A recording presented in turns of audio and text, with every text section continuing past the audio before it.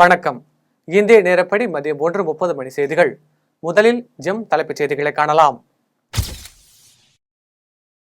நாடாளுமன்ற கூட்டத்தொடர் இன்று நிறைவு. பாஜக எம்பிக்களும் இந்தியா கூட்டணி எம்பிக்களும் போட்டி போராட்டத்தில் ஈடுபட்டதால் பரபரப்பு. ஈரோட்டில் விரைவில் தகவல் தொழில்நுட்ப பூங்கா அமைக்கப்படும். முதலமைச்சர் மு.க. ஸ்டாலின் உரை.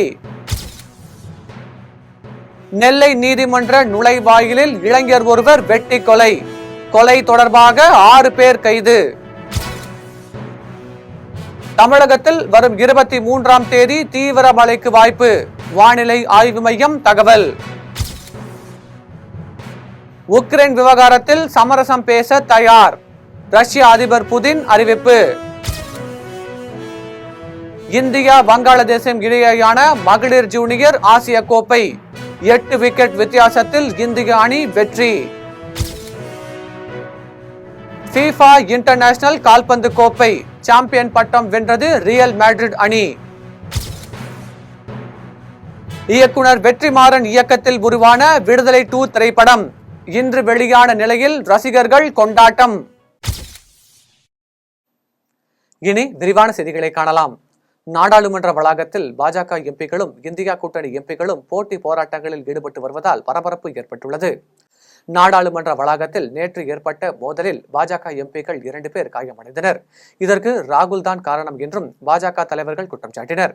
இதன் பேரில் போலீசார் 5 பிரிவுகளில் ராகுல் மீது வழக்கு பதிவு செய்துள்ளனர். இந்த நிலையில் இன்றும் நாடாளுமன்ற வளாகத்தில் பாஜக எம்பிக்களும் இந்தியா கூட்டணி எம்பிக்களும் போராட்டத்தில் ஈடுபட்டனர்.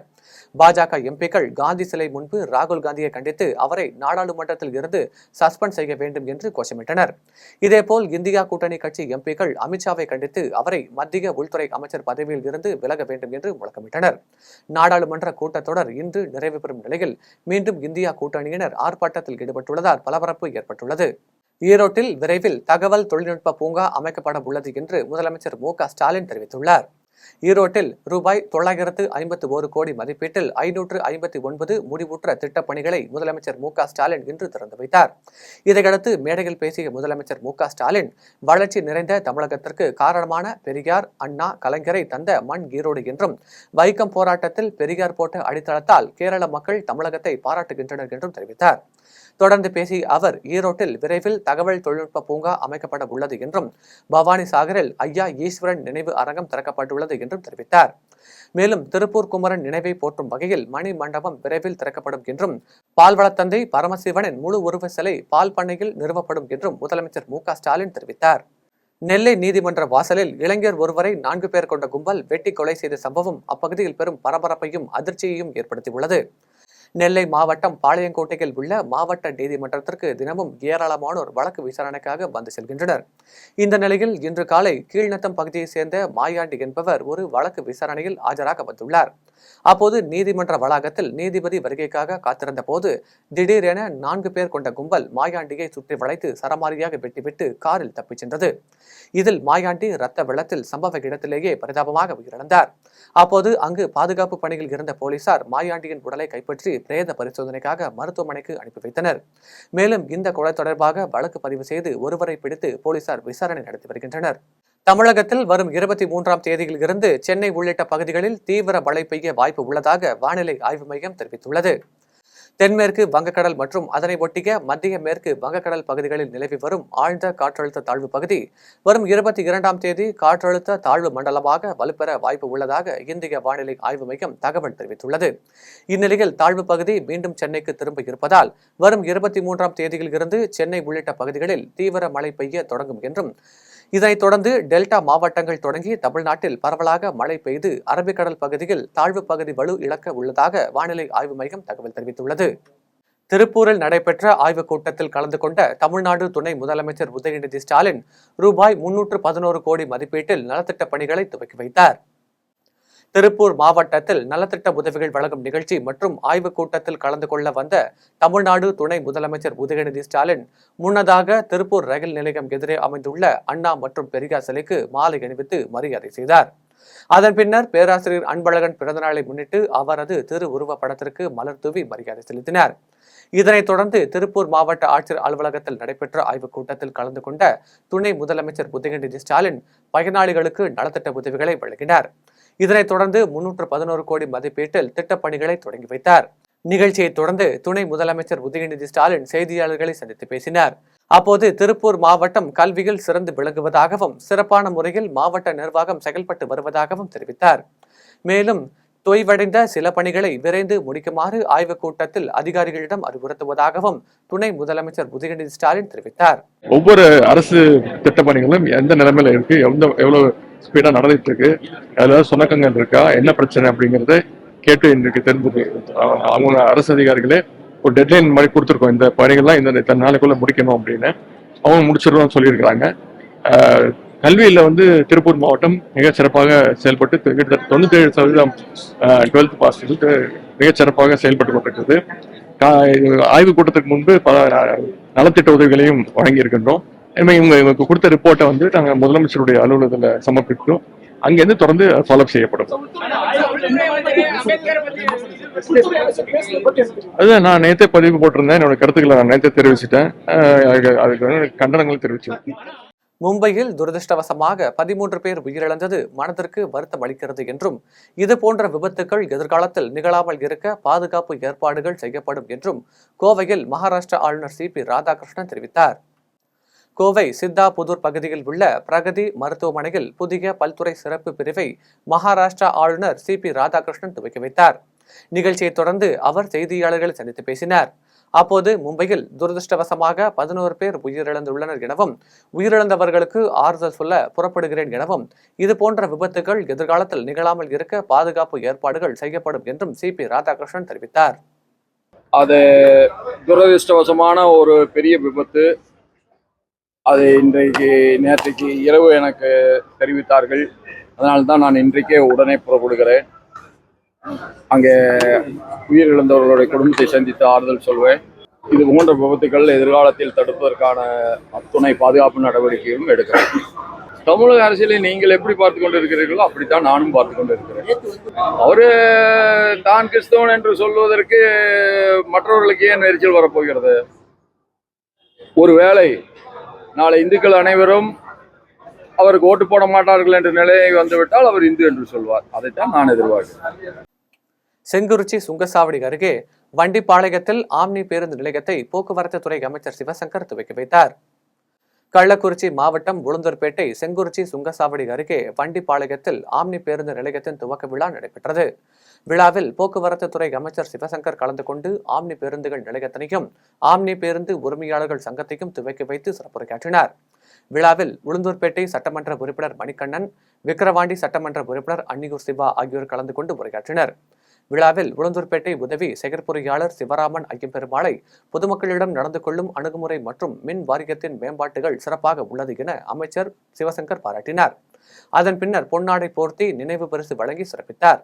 நிகழ்ச்சியில் உளுந்தூர்பேட்டை நகரமன்ற துணைத் தலைவர் வைத்தியநாதன், திட்டக்குழு உறுப்பினர் டேனியல் ராஜ், நகரமன்ற உறுப்பினர்கள் கலா, சத்யமூர்த்தி, செல்வகுமார், ரமேஷ் பாபு, மனோபாலன், முருகவேல் மற்றும் ஆம்னி பேருந்து சங்க நிர்வாகிகள் பலர் கலந்து கொண்டனர். புதுக்கோட்டையில் நடைபெற்ற பொதுக்கூட்டத்தில் சட்டத்துறை அமைச்சர் 200க்கும் மேற்பட்டவர்களுக்கு நலத்திட்ட உதவிகளை வழங்கினார். புதுக்கோட்டை மாவட்டம் அரிமளம் திமுக பேரூர் கழகத்தின் ஏற்பாடில் மாபெரும் பொதுக்கூட்டம் நடைபெற்றது. இதில் கலந்து கொண்டு பேசிய மாண்புமிகு சட்டத்துறை அமைச்சர் ரகுபதி, ஹிந்தி படிக்கக்கூடாது என யாரையும் கூறவில்லை என்றும் ஹிந்தியை திணிக்கக்கூடாது என்று கூறினர். தொடர்ந்து பேசிய அவர், அனைத்து மாநிலத்திலும் அந்தந்த மாநில மொழியை பேசும் நிலையில் இந்தியாவில் உள்ள நிலையில் இந்தியை திணிக்காமல் அந்த மாநில மொழிகளுக்கு முக்கியத்துவம் வழங்க வேண்டும் என்று தெரிவித்தார். இறுதியில் 200க்கும் மேற்பட்ட பொதுமக்களுக்கு நலத்திட்ட உதவிகளை வழங்கினார். நிகழ்ச்சியில் ஒன்றிய செயலாளர் ராமலிங்கம், இளையராஜா, நாசர் உள்ளிட்ட நிர்வாகிகள் பங்கேற்றனர். மதுரவாயல் அருகே நடைபெற்ற திமுக நிகழ்ச்சி மேடையில் வினா விடை போட்டியை நடத்திய அமைச்சர் மா சுப்பிரமணியன் 1000 ரூபாய் பரிசு வழங்கினார். சென்னை மதுரவாயல் அடுத்த ஆலப்பாக்கத்தில் திமுக சார்பில் துணை முதலமைச்சர் உதயநிதி ஸ்டாலின் பிறந்தநாள் விழா கொண்டாடப்பட்டது. திமுக MLA கணபதி தலைமையில் நடைபெற்ற இந்த விழாவில் சிறப்பு விருந்தினராக மருத்துவத்துறை அமைச்சர் மா சுப்பிரமணியன் பங்கேற்றார். இதனைத் தொடர்ந்து மேடையில் பேசிய அமைச்சர் மா சுப்பிரமணியன், திமுகவின் பெண்களுக்கான 3 திட்டங்களை கூறும் வினாடி விழா போட்டி பெண்களுக்காக நடத்தினார். இந்த போட்டியில் ஆர்வத்துடன் பெண்கள் பலர் பங்கேற்று பதிலளித்தனர். அப்போது ஒவ்வொருவரும் அளித்த பதில்களால் பெண்களின் மத்தியில் சிரிப்பலை ஏற்பட்டது. இறுதியில் 3 திட்டங்களின் பெயரை சரியாக சொன்ன பெண்களுக்கு ரூபாய் 1000 ரொக்க பரிசாக வழங்கப்பட்டது. தொடர்ந்து பேசிய அவர், நடப்பாண்டு கல்லூரி மாணவர்களுக்கு ஊக்கத்தொகை வழங்கும் தமிழ் புதல்வன் திட்டத்திற்காக ரூபாய் 360 கோடி ஒதுக்கீடு செய்யப்பட்டுள்ளதாக தெரிவித்தார்.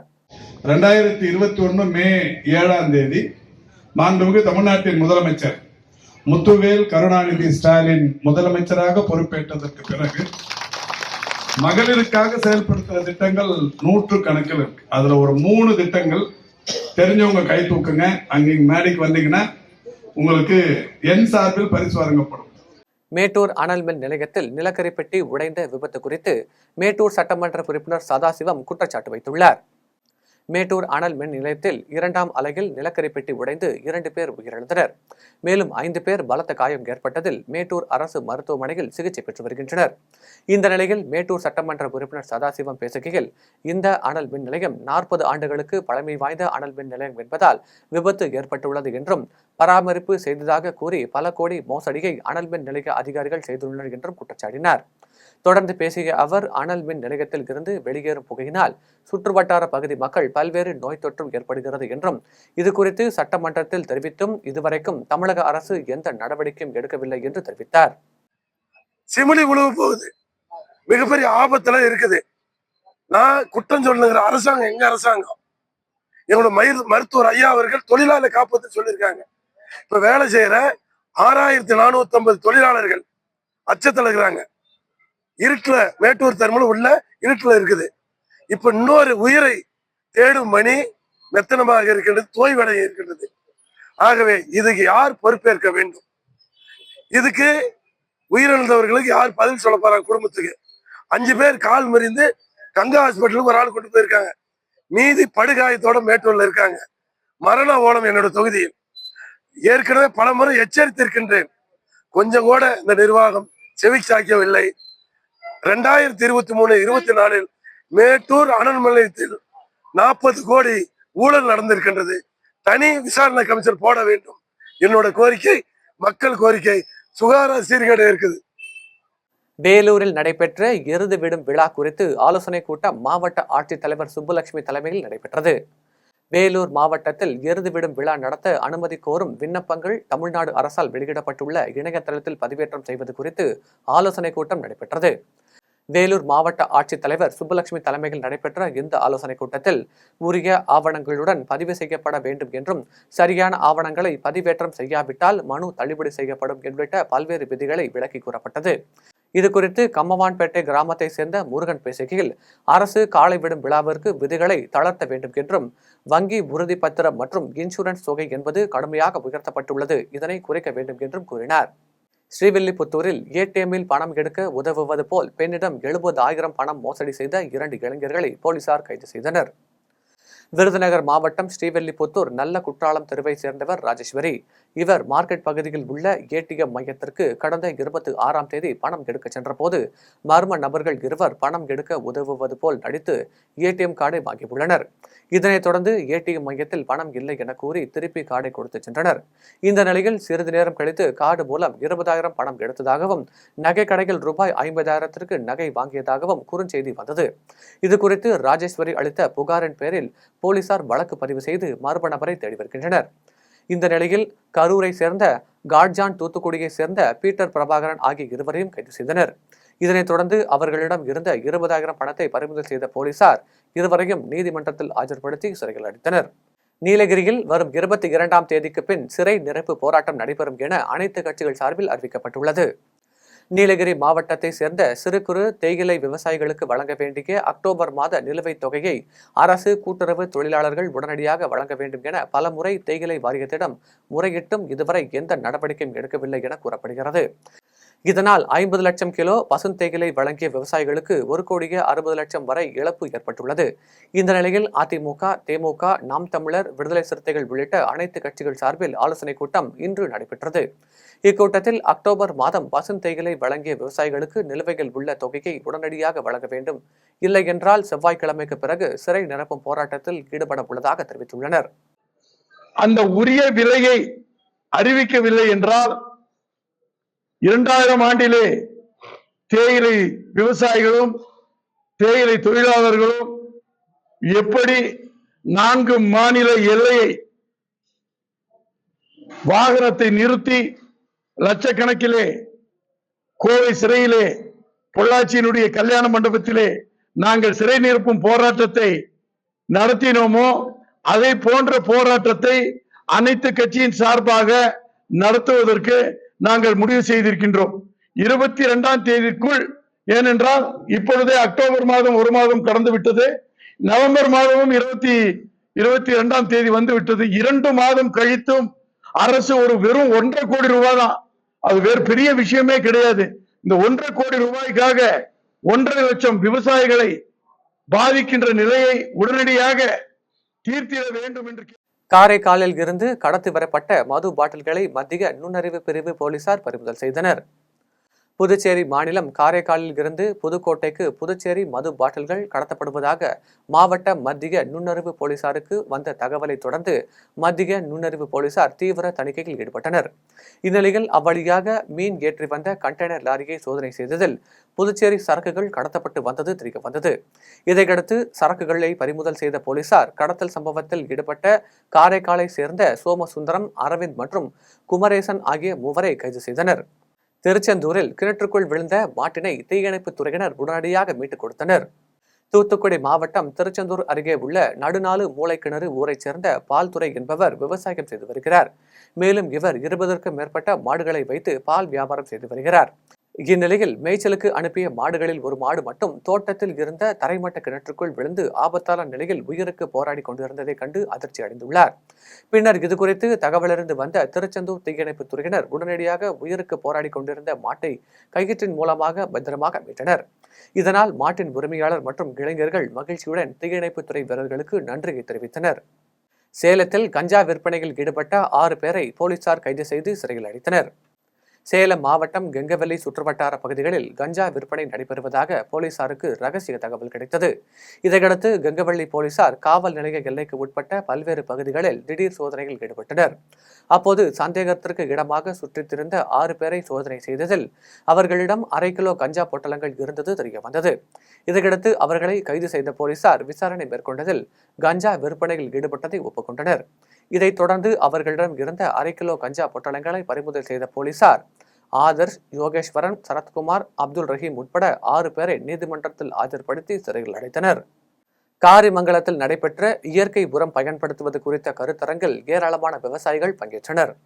தருமபுரி மாவட்டம் காரிமங்கலத்தில் தனியார் உர நிறுவனங்களின் சார்பில் இயற்கை உரங்களை பயன்படுத்துவது குறித்து சேலம் மண்டல விவசாயிகளுக்கு கருத்தரங்கு நடைபெற்றது. இந்த கருத்தரங்கில் விவசாயிகள் பயன்படுத்தும் பல்வேறு வகையான நவீன விவசாய கருவிகள் கண்காட்சி அமைக்கப்பட்டுள்ளது. இந்த கண்காட்சியை விவசாயிகள் பார்வையிட்டு இயற்கை உரங்கள், தேவையான கருவிகள் உள்ளிட்டவற்றை வாங்கிச் சென்றனர்.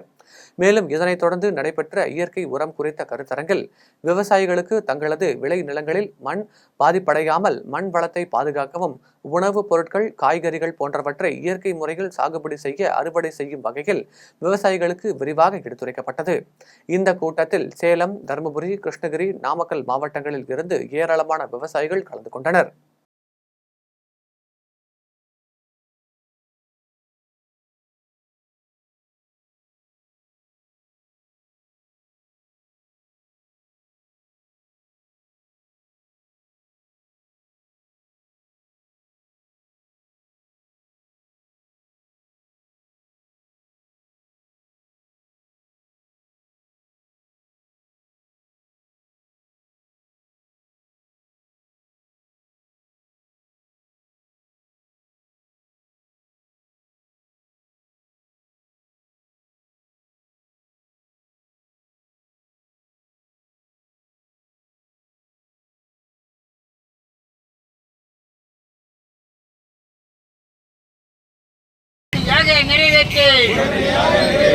உடனடியாக நிறைவேற்று. நாங்கள் எல்லாம் அரசுக்கு எதிரிகள் அல்ல. வேலூரில் பெண் காவலர்களுக்கு முதலுதவி சிகிச்சை அளிப்பது குறித்த பயிற்சி முகாம் நடைபெற்றது. வேலூர் மாவட்டம் கோட்டையில் பெண் காவலர்களுக்கு முதலுதவி சிகிச்சை பயிற்சி முகாம் காட்பாடி இந்திய செஞ்சிலுவை சங்கத்தின் சார்பில் ஜனார்தனன் தலைமையில் நடைபெற்றது. இதனைத் தொடர்ந்து பயிற்சியாளர்கள் முருகேசன், குணசேகரன் ஆகியோர் பெண் காவலர்களுக்கு முதலுதவி சிகிச்சை எப்படி அளிப்பது என்பது குறித்தும், விபத்து மற்றும் மயக்கமடைந்தால் மாரடைப்பு ஏற்படுவது போன்றவற்றில் சிக்கும் பொதுமக்களுக்கு முதலுதவி அளிப்பது, அவர்களை எவ்வாறு மருத்துவமனைகள் கொண்டு சென்று சேர்ப்பது உள்ளிட்டவற்றை விரிவாக எடுத்துரைத்தனர். இதில் மேலாண்மை குழு உறுப்பினர்கள் ரமேஷ்குமார் ஜெயின், ராமச்சந்திரன், காவலர் பயிற்சி பள்ளி போதகர்கள் சிவகுருநாதன், ரங்கநாதன் உள்ளிட்டோர் கலந்து கொண்டனர். தேனியில் உள்ள சுருளி தீர்த்தத்தில் 120 ஆண்டு கால பழமையான ஆலமரம் வேரோடு சாய்ந்தது. தேனி மாவட்டம் கம்பம் அருகே உள்ள சுருளி தீர்த்தத்தில் வெளி மாநிலம் மற்றும் வெளி மாவட்டங்களில் இருந்து ஏராளமான பக்தர்கள் அருவியில் புனித நீராடி பூத நாராயணனை வணங்கிச் செல்வது வழக்கம். இந்த நிலையில் நள்ளிரவு 1:30 மணியளவில் 120 ஆண்டு கால பழமையான ஆலமரம் எதிர்பாராத விதமாக ஊராட்சியினரின் வாகன கட்டண வசூல் மையம் அருகே வேரோடு சாய்ந்தது. இதில் பொருள் சேதமோ உயிர் சேதமோ ஏற்படவில்லை என்பது குறிப்பிடத்தக்கது. மேலும் சுற்றுலா பயணிகள் இல்லாத நேரத்தில் மரம் விழுந்ததால் எந்த பாதிப்பும் இல்லை என சுருளிப்பட்டி ஊராட்சி ஊழியர்கள் தெரிவித்தனர். வேலூர் ஜலகண்டேஸ்வரர் ஆலயத்தில் நடைபெற்ற ருத்ராபிஷேகத்தில் திரளான பக்தர்கள் கலந்து கொண்டு சாமி தரிசனம் செய்தனர். வேலூர் மாவட்டம் ஜலகண்டேஸ்வரர் ஆலயத்தில் உலக நன்மைக்காகவும் மக்கள் அனைவரையும் நலமுடன் வாழ வேண்டிய சாய் விபூதி அன்னை சுவாமிகள் தலைமையில் ஜலகண்டேஸ்வரருக்கு ருத்ராபிஷேகமானது நடைபெற்றது. இதில் பால், தயிர், சந்தனம் உள்ளிட்ட பல்வேறு வகையான பொருட்களை கொண்டு சிறப்பு அபிஷேகங்களை செய்து தீப ஆராதனைகள் காண்பிக்கப்பட்டது. இதில் ஜலகண்டேஸ்வரர் ஆலய செயலாளர் சுரேஷ் மற்றும் தொழிலாளர் குருவாயூரப்பன், சம்பத் மற்றும் திரளான பக்தர்களும் பொதுமக்களும் கலந்து கொண்டனர். மத்திய உள்துறை அமைச்சர் அமித்ஷாவை கண்டித்து தமிழகத்தின் பல்வேறு பகுதிகளில் நடைபெற்ற ஆர்ப்பாட்டங்களை ஒரு சிறிய தொகுப்பாக காணலாம். சோழிங்கநல்லூர் சந்திப்பில் திமுக சட்டமன்ற உறுப்பினர் அரவிந்த் ரமேஷ் தலைமையில் மனித சங்கிலி ஆர்ப்பாட்டம் நடைபெற்றது. இதில் சுமார் 300க்கும் மேற்பட்டோர் சோழிங்கநல்லூர் சிக்னலில் இருந்து ECR சாலை செல்லக்கூடிய KK சாலையில் நீண்ட வரிசையில் நின்று கையில் அம்பேத்கர் படம் பொருத்தியபடி பதாகைகளை ஏந்தியவாறு நின்றனர். அதேபோல் சென்னை OMR சாலை பெருங்குடியில் உள்ள அம்பேத்கர் சிலையின் கீழே சென்னை மாநகராட்சி மண்டல குழு தலைவர் SV ரவிச்சந்திரன் தலைமையில் 200க்கும் மேற்பட்டோர் அமித்ஷாவிற்கு எதிராக கோஷங்களை எழுப்பினர். கடலூர் மாவட்டம் வேப்பூர் கூட்ரோட்டில் கடலூர் மேற்கு மாவட்ட செயலாளர் வீர திராவிடமணி தலைமையில் அம்பேத்கரை அவதூறாக பேசிய மத்திய அமைச்சர் அமித்ஷாவை கண்டித்து ஆர்ப்பாட்டத்தில் ஈடுபட்டனர். பின்னர் சாலையில் அமர்ந்து மறியலில் ஈடுபட்ட விடுதலை சிறுத்தைகள் கட்சியினரை அமித்ஷாவின் உருவ பொம்மையை தீ வைத்து எரித்தனர். இந்த ஆர்ப்பாட்டத்தில் மாநில நிர்வாகி இளமாறன், ஒன்றிய நிர்வாகிகள் சந்தோஷ்குமார், சுரேஷ், முனுசாமி மற்றும் VCKவினர் ஏராளமானோர் கலந்து கொண்டனர். தூத்துக்குடி மாவட்டம் திருச்செந்தூர் பகத்சிங் பேருந்து நிலையம் முன்பு திருச்செந்தூர் சட்டமன்ற தொகுதி சார்பாக மத்திய அமைச்சர் அமித்ஷாவை கண்டித்து கண்டன ஆர்ப்பாட்டத்தில் ஈடுபட்டனர். இதில் பெண்கள் உட்பட திமுகவினர் 100க்கும் மேற்பட்டோர் கலந்து கொண்டு கையில் அம்பேத்கர் படங்கள் மற்றும் திமுக கொடியுடன் மத்திய அமைச்சர் அமித்ஷாவுக்கு எதிராக கண்டன கோஷங்களை எழுப்பினர். தென்காசி மாவட்டம் சங்கரன்கோவில் ராஜபாளையம் சாலையில் உள்ள தலைமை தபால் நிலையம் முன்பு மத்திய உள்துறை அமைச்சர் அமித்ஷாவை கண்டித்து மாவட்ட செயலாளரும் சட்டமன்ற உறுப்பினருமான ராஜா தலைமையில் திமுகவினர் மற்றும் கூட்டணி கட்சியினர் கருப்பு துணி அணிந்து கையில் கண்டன பதாகைகளை ஏந்தியவாறு கண்டன ஆர்ப்பாட்டத்தில் ஈடுபட்டனர். பின்னர் சங்கரன்கோவில் கக்கன் நகர் பகுதியில் அமைந்துள்ள புரட்சியாளர் அம்பேத்கர் திருவுருவ சிலைக்கு சந்தன நீரால் அபிஷேகம் செய்த பின்னர் மாலை அணிவித்து மரியாதை செலுத்தினர். ராமநாதபுரம் அரண்மனை முன்பு காங்கிரஸ் கட்சியின் சார்பில் ராமநாதபுரம் பொறுப்புக்குழு உறுப்பினர் ராஜாராம் பாண்டியன் தலைமையில் சட்டமேதை அம்பேத்கரை இழிவாக பேசிய மத்திய அமைச்சர் அமித்ஷாவை கண்டித்து அவர் பதவி விலக வேண்டும் என்று ஆர்ப்பாட்டம் நடத்தினர். ஆர்ப்பாட்டத்தில் பொறுப்புக்குழு உறுப்பினர் ராஜாராம் பாண்டியன் கலந்து கொண்டு தகாத வார்த்தைகளை பேசிய அமித்ஷா இன்னும் அமைச்சரவையில் நீடிப்பது இந்திய அரசியலமைப்பு சட்டத்திற்கு எதிரானது என கூறினார். இதில் நகர தலைவர் கோபி, மாநில மகிழா காங்கிரஸ் உறுப்பினர் ராமலட்சுமி, ராமநாதபுரம் முன்னாள் ராணுவ பிரிவு கோபால் உட்பட பலர் கலந்து கொண்டனர். இனி வருவது உலக செய்திகள்.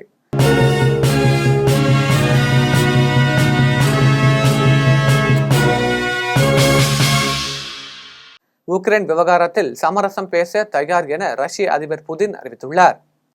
அதிபராக தேர்வு செய்யப்பட்ட ட்ரம்ப் உக்ரைன் அதிபர் ஜெலன்ஸ்கியை தொடர்பு கொண்டு உக்ரைன் ரஷ்யா இடையேயான போர் குறித்து பேசினார். மேலும் ரஷ்ய அதிபர் புதினுடன் தொலைபேசி வாயிலாக உரையாற்றினார். அப்போது உக்ரைன் போரை நிறுத்துவதற்கான தீர்வு குறித்து பேசப்பட்டதாக செய்தி வெளியானது. இந்த நிலையில் ட்ரம்ப் அதிபரானதற்கு வாழ்த்து தெரிவித்த புதின் அமெரிக்கா விரும்பினால் தொடர்பை தொடருவோம் என தெரிவித்தார். மேலும் உக்ரைன் விவகாரத்தில் சமரசம் செய்து கொள்ள தயார் என ரஷ்ய அதிபர் புதின் அறிவித்துள்ளார். அமெரிக்க ஜனாதிபதியாக தேர்வு செய்யப்பட்டுள்ள டொனால்டு டிரம்புடன் இணைந்து போரை முடிவுக்கு கொண்டு வருவது குறித்து பேச்சுவார்த்தை நடத்தவும் உக்ரைன் விவகாரத்தில் சமரசம் செய்து கொள்ள தயாராக இருப்பதாகவும் உக்ரைன் அதிகாரிகளுடன் பேச்சுவார்த்தை நடத்த எந்த நிபந்தனையும் இல்லை என அதிபர் புதின் கூறியதாக தகவல் வெளியாகியுள்ளது. இனி வருவது விளையாட்டு செய்திகள்.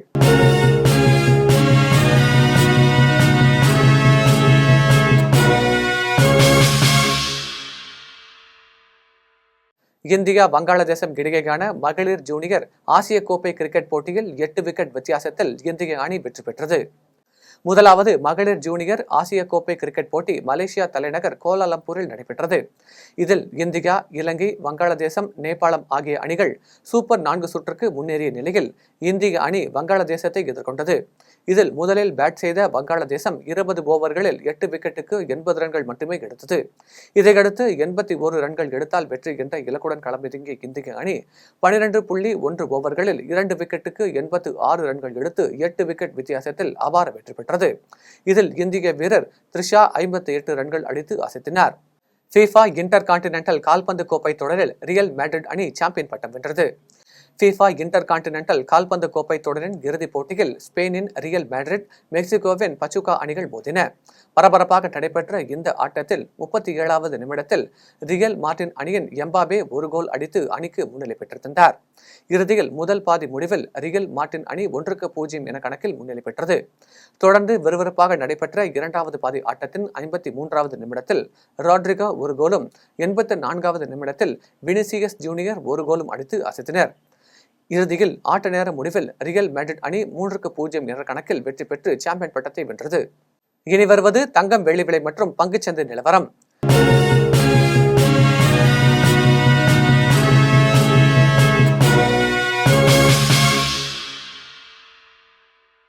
சென்னையில் ஆபரண தங்கத்தின் விலை இன்று ஒரு சவரன் 56,320 ரூபாய்க்கு விற்பனை செய்யப்படுகிறது. சென்னையில் இன்று ஆபரண தங்கத்தின் விலை கிராமுக்கு 30 ரூபாய் குறைந்து 7,040 ரூபாய்க்கு விற்பனை செய்யப்படுகிறது. மேலும் ஒரு சவரன் தங்கம் 240 ரூபாய் குறைந்து 56,320 ரூபாய்க்கு விற்பனை செய்யப்படுகிறது. 24 கேரட் தூய தங்கம் ஒரு சவரன் 61,440 ரூபாய்க்கு விற்பனை செய்யப்படுகிறது. மேலும் 1 கிராம் வெள்ளி 98 ரூபாய்க்கும் 1 கிலோ வெள்ளி 98,000 ரூபாய்க்கும் விற்பனை செய்யப்படுகிறது. மும்பை பங்குச்சந்தை இன்று சரிவுடன் காணப்படுகிறது. மும்பை பங்குச்சந்தை குறியீட்டு எண் சென்செக்ஸ் 43 புள்ளிகள் குறைந்து 79,174 புள்ளிகளில் வணிகமாகிறது. தேசிய பங்குச்சந்தை குறியீட்டு எண் நிப்டி 8 புள்ளிகள் அதிகரித்து 23,960 புள்ளிகளில் வணிகமாகிறது. மீண்டும் தலைப்புச் செய்திகள். நாடாளுமன்ற கூட்டத்தொடர் இன்று நிறைவு. பாஜக எம்பிக்களும் இந்தியா கூட்டணி எம்பிக்களும் போட்டி போராட்டத்தில் ஈடுபட்டதால் பரபரப்பு. ஈரோட்டில் விரைவில் தகவல் தொழில்நுட்ப பூங்கா அமைக்கப்படும். முதலமைச்சர் மு.க. ஸ்டாலின் உரை. நெல்லை நீதிமன்ற நுழைவாயிலில் இளைஞர் ஒருவர் வெட்டி கொலை. கொலை தொடர்பாக 6 பேர் கைது. தமிழகத்தில் வரும் 23ஆம் தேதி தீவிர மழைக்கு வாய்ப்பு. வானிலை ஆய்வு மையம் தகவல். உக்ரைன் விவகாரத்தில் சமரசம் பேச தயார். ரஷ்ய அதிபர் புதின் அறிவிப்பு. இந்தியா வங்காளதேசம் இடையேயான மகளிர் ஜூனியர் ஆசிய கோப்பை 8 விக்கெட் வித்தியாசத்தில் இந்திய அணி வெற்றி. FIFA இன்டர்நேஷனல் கால்பந்து கோப்பை சாம்பியன் பட்டம் வென்றது ரியல் மேட்ரிட் அணி. இயக்குனர் வெற்றிமாறன் இயக்கத்தில் உருவான விடுதலை 2 திரைப்படம் இன்று வெளியான நிலையில் ரசிகர்கள் கொண்டாட்டம். இத்துடன் ஜெம் செய்திகள் நிறைவடைகின்றன. மீண்டும் ஜெம் செய்திகள் இரவு 8:30 மணிக்கு. உடனுக்குடன் செய்திகளை காண GemLive.tv என்ற இணையதளத்தில் இணைந்திருங்கள். நன்றி, வணக்கம்.